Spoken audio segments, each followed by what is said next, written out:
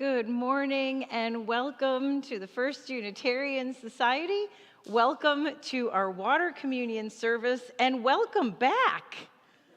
There are faces we have not seen in months. Hi, it's so good to see you all. My name's Kelly Crocker and I'm one of the ministers here. Today I'm joined by my colleague, the Reverend Kelly Asprooth-Jackson, by the worship team of Linda Warren, Drew Collins, Stephen Gregorius, and Daniel Carnes. We are also joined by all those volunteering as greeters, ushers, hospitality providers, lay ministers, and sound technicians. At First Unitarian Society, we question boldly, listen humbly, grow spiritually, act courageously, and love unapologetically. If you're visiting us today, welcome. We're so very glad that you are with us. If you would like more information about First Unitarian, please stop by the welcome table located in the Commons, out the doors to your right next to the elevator. We hope you'll be able to stay and join us for coffee hour immediately following service, also in the Commons. And for those connecting with us virtually today, we're glad that you are with us as well. We hope that you'll take a moment to watch the announcement slides shown briefly after today's service to learn more about upcoming programs and activities. Now, raise your hand if you are someone who may go out on the playground today. All right, here's a note about the playground. So there was a hornet's nest on the playground this past week. Yeah, look at how those hands shot down. Never mind. The hornet's nest has been removed, but there are former occupants of said nest not thrilled with that move. So Leslie's got it taped off. Stay away from the taped off area just because we want hornets in one area and you in another, okay? Thank you. And one more announcement from Leslie that our children's religious exploration program here at 9 a.m. is still in need of 2 teachers, one for a preschool class and one for our 7th grade class. Teachers work with a team of 3 others, so are in the classroom about twice a month. And for more information or to say, I'm ready to do this, please see Leslie after the service. She'll be in our religious exploration and all the way the end of the Commons. And Drew wants you to know that choirs are starting to rehearse and you are invited to join. There are 5 choirs for people aged 4 to 104 who sing, love to sing, want to sing, love to sing with others. So please come up to the piano after service to learn more. And now, I invite you to join in a moment of silence as we center ourselves and bring ourselves fully into this time, joining together once again in community.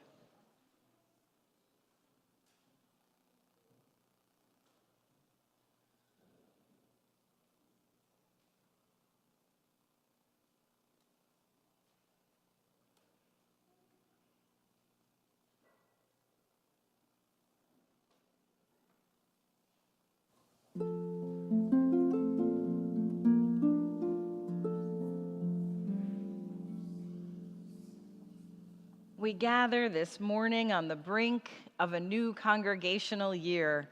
Some of us fresh from summer adventures, from wind and waves and sunshine. Some of us come broken down from summer losses, from tears and pain and heartache. Some of us come renewed from summer rest, from peace and solitude and contemplation. Some of us come wearied from summer monotony, from work and heat and sameness. Whoever you are, wherever you come from, whatever gifts and needs you bring, you are welcome here. And we invite you now to rise in all the ways we do. Join together in our words of affirmation as we light our chalice. Here today, in this place and with these people, May we listen so that we can hear. May we hear so that we can feel. May we feel so that we can know. And may we know so that we can change ourselves and this world. May this chalice we light our way. And before we join together in song, if you'll take a moment to turn and greet those around you.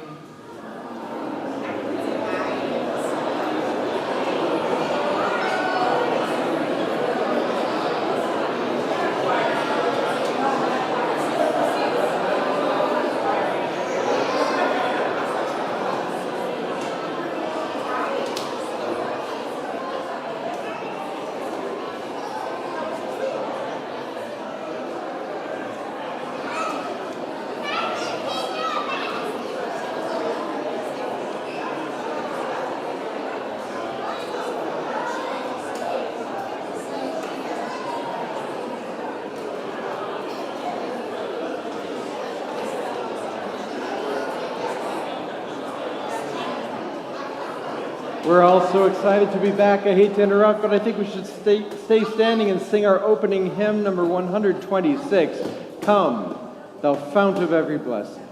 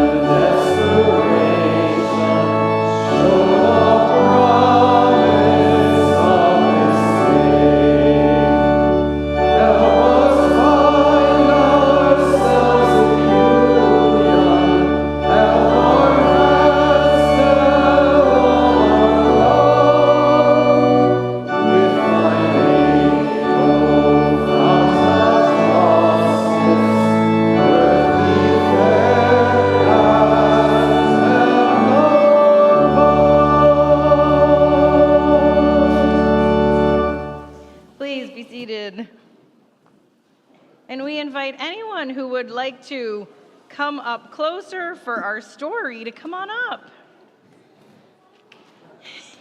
Hello. Hi there. Good morning. How's your week? I like the tomatoes. Oh no, are you a puppy this week? Hi, Rosie. Hi, everybody. Hi. It's so good to see you. Evan, it's nice to meet you, Evan. I'm glad you're here. Wow. You guys got taller. Well, there's other stuff on the right this morning. Probably. There is a lot of stuff going on up here this morning, huh? So it is our water communion service where folks bring water from faraway places or from their kitchen sink or their... I brought water today from Lake Superior. You, My dad has it. Dad has it? And I have one. Good. Oh, yes, you're with Phoebe this morning, aren't you? Lucky you. Hi, Cleo. No, but you can bring us your water if you want. How many, wait a minute, Cleo, turn around a second and look. How many people forgot to bring water today? You are so not alone. That is one thing to know, Cleo. Around here, you're never alone. Ed, how did you forget water? Come on. Oh, all right. So, because it's water communion, we have a story for you about a water drop. How big is a water drop? Yeah, like could be microscopic, right? Well, this is a water drop whose name is Higgins. Did you know that water drops had names? They all have names. This one, maybe it's a family name. His name is Higgins. So once upon a time, there was a drop of water named Higgins. He was no ordinary drop of water. He was a drop with a dream. Higgins lived in a valley where it had not rained in a very long time. So all the lovely green grass was turning brown, all the beautiful flowers were wilting, and all the trees were starting to droop. Higgins had a dream that one day the valley would be a beautiful place again. But what could he do? After all, he was only a drop of water.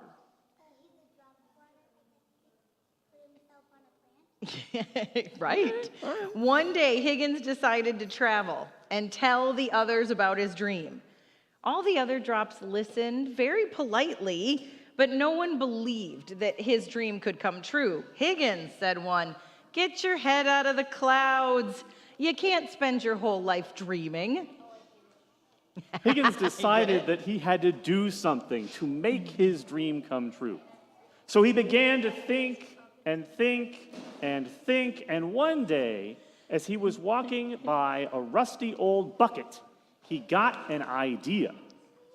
If enough of us drops of water got together in this bucket, Higgins thought, there would be enough water to sprinkle on a few flowers and to help them grow and become beautiful again.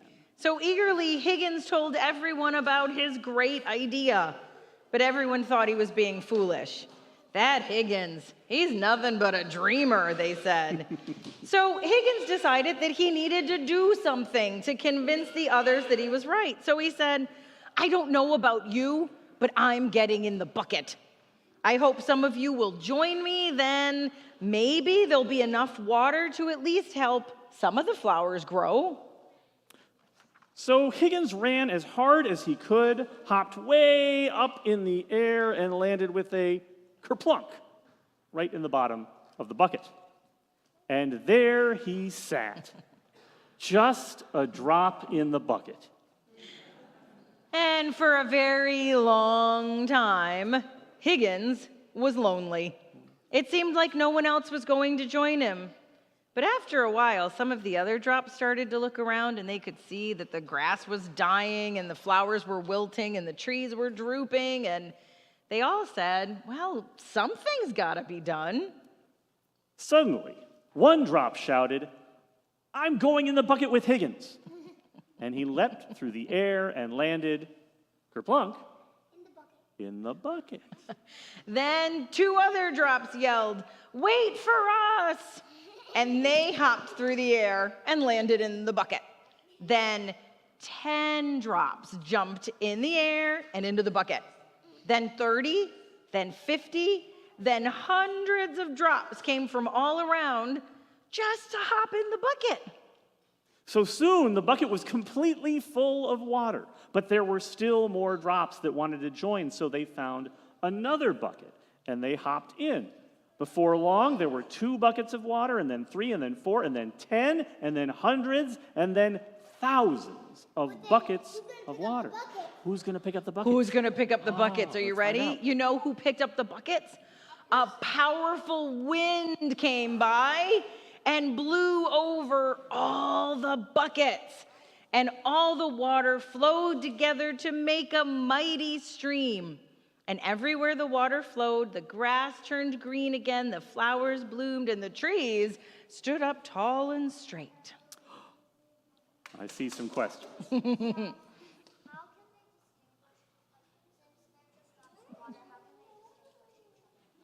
Oh, okay, yeah. How do we become part of a community without losing our essential selves? Yeah, that's really the question at play here. He's really good at this. If there's a bunch of different streams, yeah. But well, How does the water from the stream fly into the So here's what I want you all to appreciate. So my Owen is 13 years old with all the joy that brings. yes. On the way home yesterday from the Saturday service, this is the exact conversation that we had, although since he's my kid, he started out by saying, your story had quite a lot of inaccurate information. So you, again, not alone in asking these questions. All right, two more. What do you got? Where did they get all the buckets? It's a lot of buckets. There's a strange lot of number of questions buckets about this story. hanging out on the ground in this story. One more. What do you got? Droplets run and have names in this story, apparently. So, here's the Stories are conclusion. Here's my conclusion for you. All of this happened because Higgins had a dream, and his dream came true because he knew that although he was just a drop in the bucket, enough drops in the bucket make a bucket full, and when there are enough buckets and the wind behind them, then justice will roll down like waters and righteousness like an ever-flowing stream.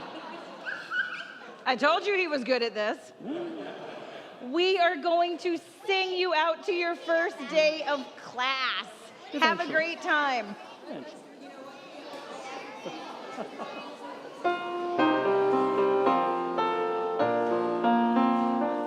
Oh, you can make the world so bright, and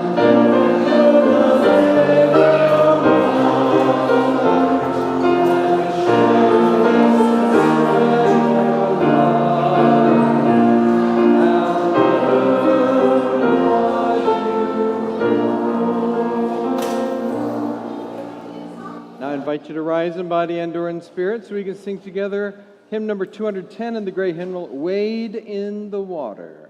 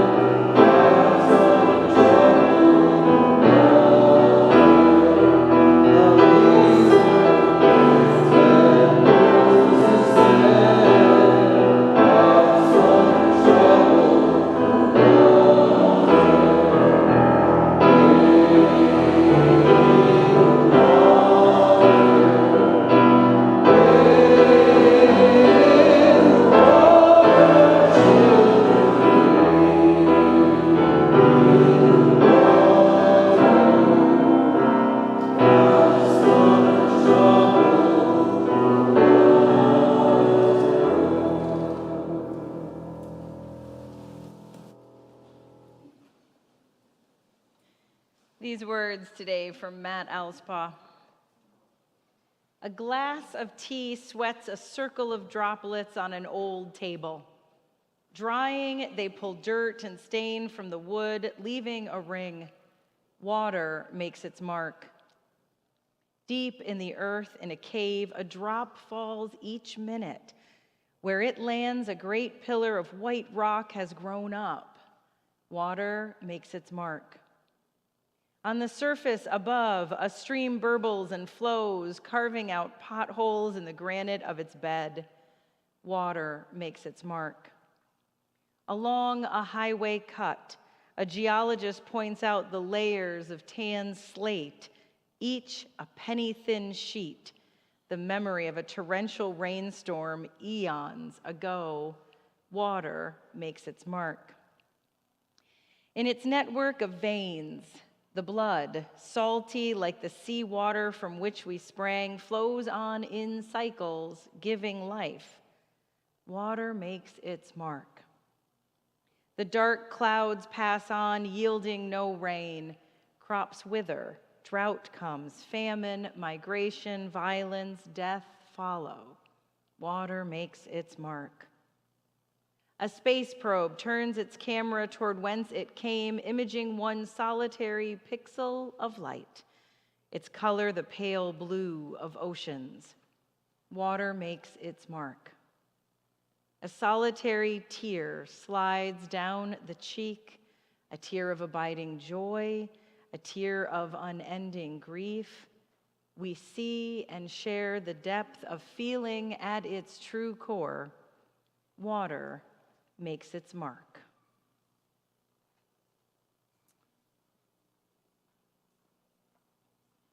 The first apartment that I lived in as an adult was a second-floor studio in Oakland, California. My partner at the time and I lived there for 3 years while I was in seminary. It was a big change for me. I'd only ever lived in just one house growing up, and I'd never lived on the West Coast before. I'd lived on campus in college, but that was basically just a much less rustic version of camping. Everything was temporary and rootless. Downtown Oakland was the first real neighborhood that I got to know in my adult life. A few blocks from our old apartment, in the middle of that busy city, sits Lake Merritt, this great, big, human-made body of water. It is not a perfect illustration of natural splendor. The water is not crystal and clear. There are all these geese that live there, who eat the grass on its banks and whatever else they can find, and then they do what all animals do, eventually, when they've eaten. If you go to the lake, you will find trash floating or lying around, and you're likely to have to dodge some of the very serious-faced joggers who run the circuit around the water with earbuds in their ears. And you would also find great beauty there. You can watch the sunrise and set there. Enjoy the parkland, this oasis of green life amidst the concrete jungle. There are lampposts all around the shore with strings of glass bulbs strung between them. They call it the necklace of lights, and it is gorgeous in the dark. The neighborhood that surrounds the lake has its own abiding imperfections. Injustice boils in the space between the occupants of high-rise offices and the people who sleep on the streets. In the 2 decades since I lived there, the gap that exists between the haves and the have-nots has only grown wider, as it has throughout the Bay Area and other places deeply connected to the technology economy, as it has just about everywhere in this country and most of the world besides. But that area was then, and still is, also a meeting place of languages and faiths and cultures and the people who carry them. Our old apartment was just down the block from an African American arts center, around the corner from the Islamic Cultural Center, surrounded by Chinese, Vietnamese, and Korean businesses and Latin bodegas. On Saturdays, we walked to the Reformed Synagogue, and on Sundays to the Unitarian Universalist Church. The memory of the waters of Lake Merritt reminds me that beauty comes from the mixing and intermingling of differences. It gives me the courage to help build communities where such beauty can thrive. There's a very old, very famous story about a man named Odysseus who set out to return home after being gone for a long time. To get there, he had to cross the sea. But in this story, the god of the sea was angry with him, and the water itself turned against him. Every time he set his course toward home, the wind would change, and the waves would turn, and he would be taken to some new place, further from where he was hoping to go. So he faced storms and monsters, had daring adventures and narrow escapes, and spent 10 years trying to make it home. Water is a powerful force. We all need it to live, and yet it is a dangerous thing when the tide turns against us. Some years ago, a teacher spoke these words: "Be formless, shapeless, like water. You put water into a cup, it becomes the cup. You put water into a bottle, it becomes the bottle. You put it in a teapot, it becomes the teapot. Water can flow or it can crash. Be water, my friend." These words come from Bruce Lee, the famous actor and martial artist, but they build on an idea from the Tao Te Ching, among the most essential texts of the Taoist religious and philosophical tradition, that the greatest strength of human beings and other living things is our capacity to change, and that water can teach us this lesson. So to make his way home, when the sea had turned against him, Odysseus had to be clever. He fought giants, escaped sea monsters, survived shipwrecks. He had to adapt to the new places where he found himself until, at the end of his years of wandering, he made his way home when not even water could stop him. By setting out to destroy Odysseus, the god of the sea had only managed to make him stronger, teaching him new ways to survive. The courage to change is the greatest strength that there is. Not to remain stubbornly the same in the face of new problems or new needs, and not to surrender and become what someone else wants to force you to be, but to bend yourself towards the need of the world. To learn to speak, because the truth must be said. To take up a paintbrush, because the world will waste away for the lack of beauty.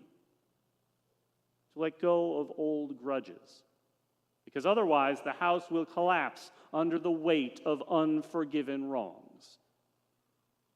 When others turn away in fear, to hold your ground, because you have chosen to become someone who will not run. As old or older than the Tao itself, the existential instruction to be like water has been repeated and reinterpreted countless times by countless voices. Here is one I find particularly wise and evocative in a short poem by my colleague Kendra Ford. Be like water. Run deep, run clear. Fill any space to its own dimensions. Respond to the moon, to gravity. change colors with the light. Hold your temperature longer than the surrounding air. Take the coast by storm. Go underground. Bend light. Be the one thing people need even when they're fasting. Eat boulders quietly. Be a universal solvent.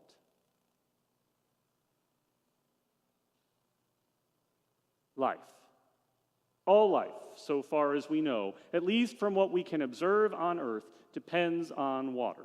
Water is a very common substance. It covers most of the surface of our planet, but it is also rather unusual as common substances go. Your body and mine are made up of cells, and those cells are largely made up of water. There's no other known liquid that could replace the water in your cells and do the same job that it does. It would be like trying to build a high tower using only blocks that were triangular in shape. Those are good for a lot of things, but you just can't get the same height that you do with rectangles. But it's only the way that water works in our it's not only the way that water works in our bodies that is so important to life on Earth. One of the other very unusual things about water is what happens when it freezes. Look, I know we don't want to be thinking about water freezing right now, but it's coming, friends. When water freezes, you see it forms a crystalline structure, which is the reason why it expands. It gets bigger because of the way that the molecules that make it up fit together.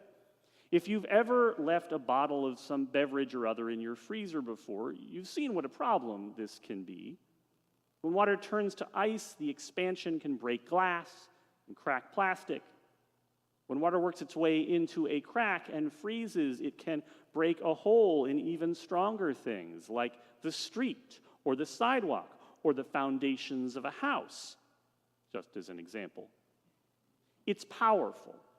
And because it gets bigger when it freezes, water that turns into ice does something else that's pretty unusual. It floats.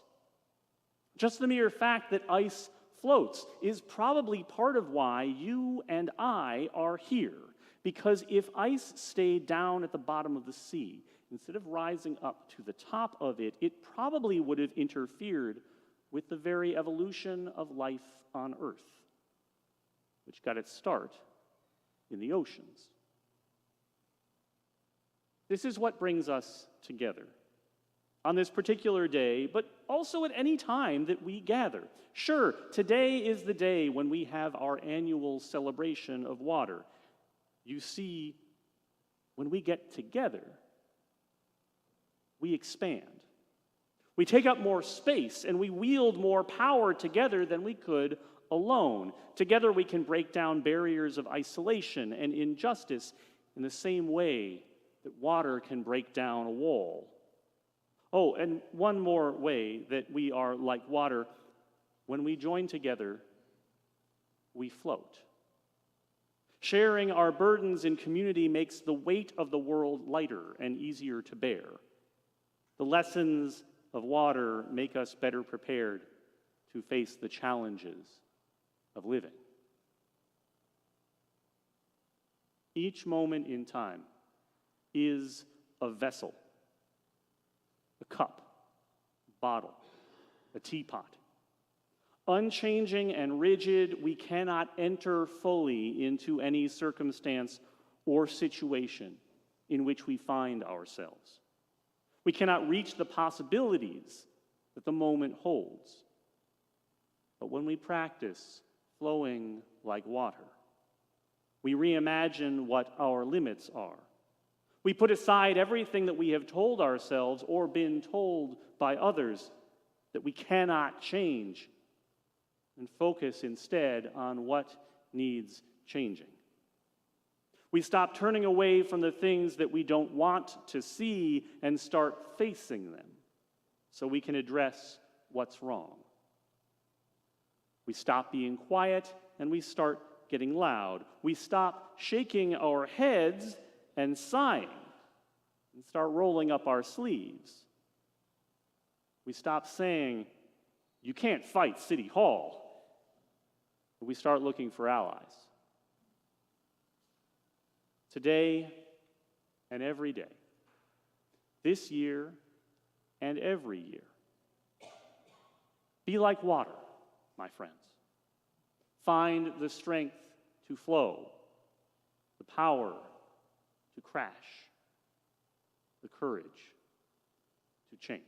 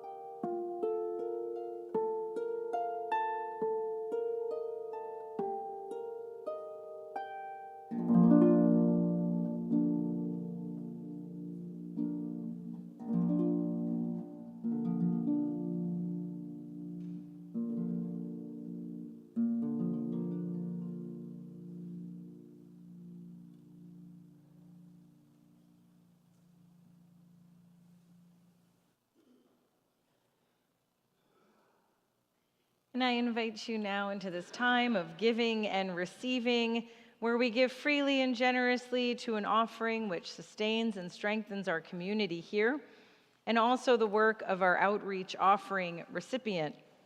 This week's recipient is the Unitarian Universalist Service Committee's Emergency Response Fund. The UUSC advances Unitarian Universalism's human rights and social justice principles internationally through partnership with grassroots organizations and marginalized communities. Their Emergency Response Fund focuses on immediate needs in the wake of natural and human-made disasters and is presently focused on supporting those facing violence in Sudan, Ukraine, Haiti, and Burma. There are multiple ways to share your gifts. Baskets will be passed here in the room, and you'll see on the screen that you can donate directly from our website, fusmadison.org. You'll see the text to give information there as well. We thank you for your generosity and your faith in this life we share together.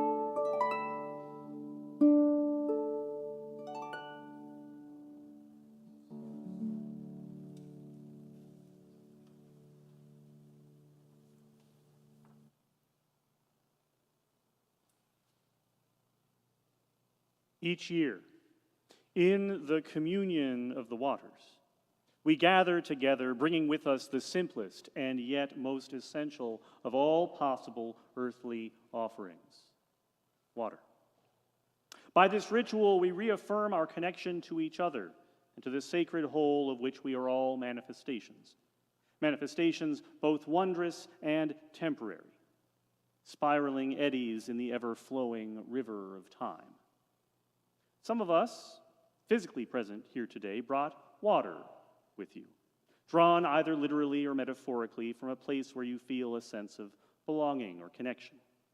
Some of us, both physically present and online, contributed the source of our water in advance to inform today's liturgy.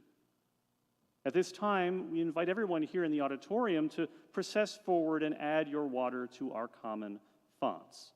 If you didn't bring any with you, there is a pitcher by each font with water from last year's ceremony, which you can use to make your own symbolic contribution. As our waters mix together, we will offer a blessing for their many sources and for this intermingled community that they nourish and sustain. Water is our common origin and our shared necessity. Though they move across, above, and below the earth constantly, taking on any number of forms, the waters of our planet are united by that constant cycle of flow. And our lives, like all life, have a cycle, a flow, a constant motion of a sort. Even when we appear to be still, there remains the ever-present coursing of feeling and thought, just like the pumping of blood through the veins. Though we are fueled and fed and cleaned and nurtured by many different streams, we join ourselves into community to draw upon the groundwater of all being, which sustains and connects us. So now we invite you to come forward. Today, we bring water with us from places of memory, both happy and hard, from places near and far, and from sinks in so many apartments and houses. Water from Hot Springs, South Dakota, from the Scottish island of Iona, from the old Pryor Avenue Iron Well in Milwaukee, and from Caroga Lake in the Adirondacks, where a family legacy continues on into the 5th generation.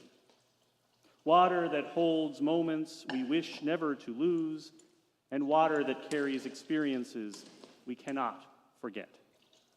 We bring water from places of parting, whether slowly or all at once, from places where we practiced letting go or held on to hope, places where we loved the moment and hold on to our goodbyes, places that mark the final resting places of people we love. One family among us brings water from the Yahara River, filled with the gladness of its beauty and made bittersweet as the home near its banks is no longer theirs, the oceans of our loss. We bring with us water from places of refuge, holy connection, and abiding hope. Water from snowmelt here in Madison and Thunder Lake far to the north. We bring water from places of healing that offer comfort when it is sorely needed, places of solace that replenish our strength in the midst of hardship, and places of rest that serve as a soothing balm to weary souls, the oases of our renewal. We bring with us water from places of wonder. We bring water from places that stir us to amazement and rekindle our spirits. Water from Lake Superior off the north shore of Madeline Island and the Aegean Sea. Places where we are overcome by the majesty of nature, by its vastness, its beauty, and its power, the fountains of our awe. We bring with us water from places of transition and change. We bring water from battlefields and melting glaciers, but also from one particularly tenacious community in Kenya and the desert not far from Arizona State University. From any place where what was is giving way to what might be, the well springs of our transformation. We bring with us water from places of joy. We bring water from Devil's Lake and a household rain gauge, as well as from the East Fork of the Little Colorado River in the White Mountains of Arizona. We bring water from weddings, water from child dedications, and from every other place that fills us with gladness, lifts our spirits, lightens our hearts, and brings a smile to our faces and the faces of those we love, the reservoirs of our happiness. We bring with us water from places of meeting, with other souls, with the divine, or with experiences that form landmarks in our lives. Places of encounter, of friendship, or even of struggle. Water from the tranquil transience of Lake Wingra and the hard-won healing of the preventive cardiology clinic at UW East Hospital. Places that move us to gratitude and to the openness to life which allows us to trust in others and ourselves, the rivers of our faith. We bring with us water from places of home, from the taps of houses and apartment buildings, backyard ponds and neighborhood creeks, garden hoses and dehumidifiers, and the dwellings of people we love. Water from Birchwood Creek in Menominee, from the Genesee River in western New York, and from a kitchen tap right here in this building. Places where we know and are known, where when we go there, they will take us in, the streams of our belonging. And now, as we begin another year together, we bless the waters of our common font. May the richness and abundance of our many mingled streams lend to us hope and awe, strength and joy, and healing enough to do what the world and our faith demand that we do. Together, let us practice a religion that brings comfort and witness and help to all who need it. Here, from the spiritual well of our congregation, may every thirsty soul find good water to drink.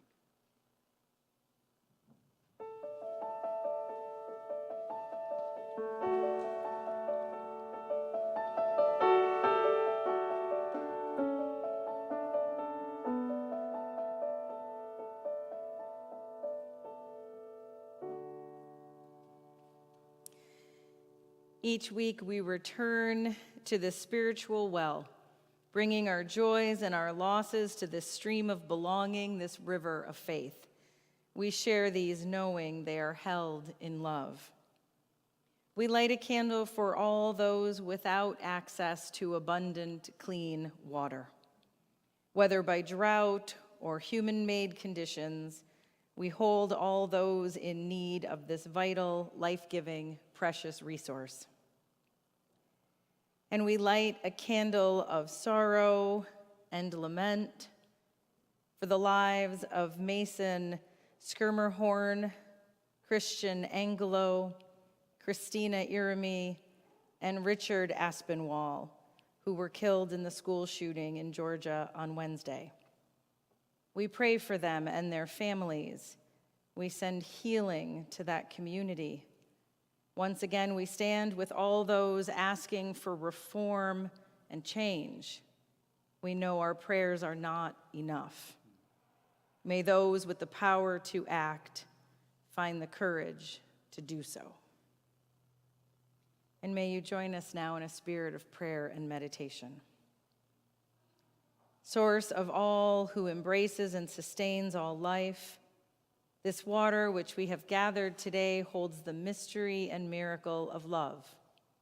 It has been blessed with the love of this community. May our own bodies, filled with rivers of breath, be blessed with life energy, with wellness to carry us through our days. May our home, this blue-green planet with its mountains and forests, its seas and ice caps, be held in sacred keeping, blessed through our stewardship and care. As we strive to bring our gifts to this beloved community and to this difficult, beautiful world, let us never doubt the strength of our hearts, nor the depth of our love for this world and for each other. Blessed be, and amen.